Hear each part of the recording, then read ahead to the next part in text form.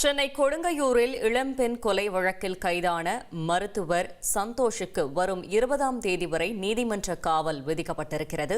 மேலும் விவரங்களை செய்தியாளர் சாலமன் வழங்கிட கேட்கலாம். சாலமன், வணக்கம். மேலும் தகவல்களை சொல்லுங்க. கொடுங்கையூரை சேர்ந்த இளம்பெண் கொலை செய்யப்பட்ட வழக்குல அதுல கைது செய்யப்பட்ட மருத்துவர் சந்தோஷ்குமாரை வருகிற 20ஆம் தேதி வரை சிறையில் அடைக்க நீதிமன்றம் உத்தரவு பிறப்பிக்கப்பட்டுள்ளது. அதன்படி அவர் அடைக்கப்பட்டுள்ளார். இவரிடம் நடத்தப்பட்ட விசாரணையில பல்வேறு தகவல்கள் வெளியாகி இருக்கிறது. அதாவது இந்த மருத்துவ குடும்பத்தை சேர்ந்த சந்தோஷ்குமார் என்பவர் தொடர்ச்சியாக அந்த பெண்ணிடம் லிவிங் டுகெதர்ல முன்னதாக இருந்துள்ளார். அதன் பின்பாக அந்த நித்யஸ்ரீ என்பவரோட இளம் பெண்ணோட நடத்தை சரியில்லாததால பிரிந்து சென்ற நிலையில தொடர்ச்சியாக அந்த நித்யஸ்ரீ இவருடன் எடுக்கப்பட்ட புகைப்படங்களை மிரட்டி சுமார் 8 லட்சத்திற்கும் மேலாக பணம் பறிப்புல ஈடுபட்டிருக்கும். வீட்டிற்கு தேவையான பொருட்களை வாங்கியதாகவும் அந்த சந்தோஷ் என்பவர் வாக்குமூலத்துல தகவல் தெரிவிக்கப்பட்டுள்ளார்.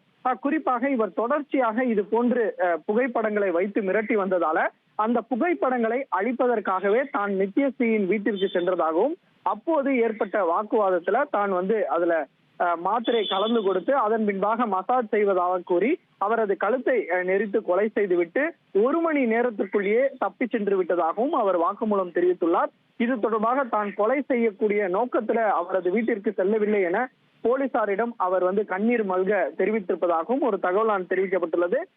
குறிப்பாக அவர் ஐடி நிறுவனத்துல நித்யஸ்ரீ என்பவர் ஐடி நிறுவனத்துல பணியாற்றியதாக கூறித்தான் சந்தோஷ்குமாரிடம் பழகியதாகவும், ஆனால் அவர் ஐடி நிறுவனத்துல பணியாற்றவில்லை என்பது தனக்கு தற்போதுதான் தெரிய வந்திருப்பதாகவும், அவர் தொடர்ச்சியாக பொய்யாக கூறி தன்னுடன் பயணித்ததாகவும் அவர் வாக்குமூலத்துல தகவல் தெரிவித்துள்ளார்.